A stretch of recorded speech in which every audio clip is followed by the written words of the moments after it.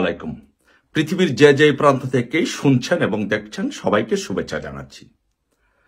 So বর্তমানে বাংলাদেশের রাজনৈতিক যে প্রেক্ষাপট, সেই প্রেক্ষাপটে মনে হচ্ছে যে মার্চই হবে বাংলাদেশ আওয়ামী লীগের ঘুরে দাঁড়ানোর মাস।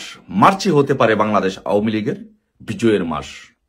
কারণ আমরা যদি দেখি যে বর্তমানে বাংলাদেশের যেই অভ্যন্তরীণ পলিটিক্স, লোকাল পলিটিক্স এবং ইন্টারন্যাশনাল পলিটিক্স, সে দুটো জিনিস যদি বিশ্লেষণ করি তাহলে সবকিছু প্রত্যেকটি প্যারামিটার এবং ক্যাটাগরিতে বাংলাদেশ সবগুলো আস্তে আস্তে আওয়ামী লীগের পক্ষে আসছে। প্রথমত ইন্টারন্যাশনাল বিষয়টা একটু আলোচনা করে তারপরে লোকাল বিষয়টা আসছে। ইন্টারন্যাশনাল বিষয়টা যদি আমরা দেখি তাহলে দেখব যে জো বাইডেন অ্যাডমিনিস্ট্রেশনের সাথে এই মহাজন ইউনুসের একটা চমৎকার সম্পর্ক ছিল। কারণ হিলারি ক্লিন্টন ছিল তার বন্ধু এবং একই দলের প্রধান প্রেসিডেন্ট ছিলেন জো বাইডেন, যার ফলে ইউনুস সেই সুযোগটি ব্যবহার করে সহজেই ওইখান থেকে ফান্ড এনে, আমরা দেখেছি কিভাবে 29 মিলিয়ন ফান্ড এনে বাংলাদেশে বিভিন্ন সন্ত্রাসী জঙ্গি গোষ্ঠী এবং বিভিন্ন এজেন্সির মাধ্যমে সেই টাকাগুলো বিলি করে বাংলাদেশে আওয়ামী লীগ সরকারকে উৎখাত করা হয়েছে। কিন্তু যখন মার্কিন যুক্তরাষ্ট্রের নির্বাচন হলো, নতুন প্রেসিডেন্ট হিসাবে ডোনাল্ড ট্রাম্প যখন শপথ নিল, ডোনাল্ড ট্রাম্প শপথ নেওয়ার পরে পুরো প্রেক্ষাপটটি চেঞ্জ হয়ে গেল। ইউনুসের সাথে যেই সম্পর্ক ছিল সেই সম্পর্কটা একেবারে ভেঙে যায় এবং ডোনাল্ড ট্রাম্প অ্যাডমিনিস্ট্রেশনে বিশেষ করে ইন্ডিয়ার বংশোদ্ভূত লোকজন বিশেষ করে ঢুকে পড়ে।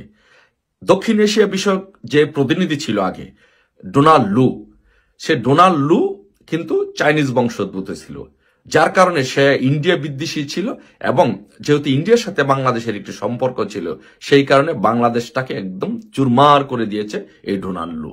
আর যার নেতৃত্বে কাজ করেছে ইউনুস এবং ডোনাল্ড লু এবং জো বাইডেন অ্যাডমিনিস্ট্রেশন।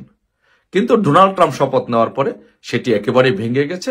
ভেঙে গিয়ে এখন ডোনাল্ড ট্রাম্প সর্বশেষ নরেন্দ্র মোদীর সাথে সাক্ষাৎকারে যে কথাটি বলেছেন যে I will leave Bangladesh to the prime minister. That means বাংলাদেশের বিষয়টা সে নরেন্দ্র মোদীর উপরে ছেড়ে দিতে চায়। এখন আসেন নরেন্দ্র মোদীর সাথে বাংলাদেশ আওয়ামী লীগের এবং শেখ হাসিনার সম্পর্ক কি। নরেন্দ্র মোদীর সাথে বাংলাদেশ আওয়ামী লীগ এবং শেখ হাসিনার সম্পর্কের চাইতে সবচেয়ে বড় যে বিষয়টি সেটি হচ্ছে যে বাংলাদেশে যে পরিমাণ জঙ্গিবাদের উত্থান হচ্ছে, মৌলবাদের উত্থান হচ্ছে, আফগানিস্তানের মতো একটি দেশ হচ্ছে, সেটা নিয়ে ইন্ডিয়া অনেক কনসার্ন। ইন্ডিয়া চায় না কখনোই যে বাংলাদেশে কখনো মৌলবাদ জঙ্গিবাদের উত্থান হোক। সেই দিক দিয়ে ইন্ডিয়া কখনো বাংলাদেশকে ইউনুসকে আর সাপোর্ট করছে না। ইন্ডিয়ার বিশ্বস্ত দল হিসাবে আওয়ামী লীগ এবং বিশ্বস্ত ব্যক্তি হিসাবে শেখ হাসিনাই রয়ে গেছেন। তাহলে আন্তর্জাতিক পরিমণ্ডলে আন্তর্জাতিক সাপোর্ট বাংলাদেশের পক্ষে চলে আসছে। এখন আসেন লোকাল পলিটিক্সে। লোকাল পলিটিক্সে আমরা দেখলাম যে এই দিন, আজকের দিনটি পর্যন্ত আমরা অপেক্ষা করছিলাম যে কখন ছাত্ররা নতুন দলটি গঠন করবে। কারণ ছাত্ররা নতুন দলটি গঠন না করা পর্যন্ত বাংলাদেশের রাজনীতিক, যারা অভিজ্ঞ রাজনীতি বুঝেন, এই রাজনীতিক টানটা অন্যদিকে যাবে না। কারণ এতদিন বিএনপি জামাত অনেকটা সরে গিয়েছে বিএনপির কাছ থেকে। অনেকটা ছাত্রদের সাথে মিলেমিশে বিএনপি এবং জামাত এবং ছাত্ররা মোটামুটি একসাথে আওয়ামী লীগের বিরুদ্ধে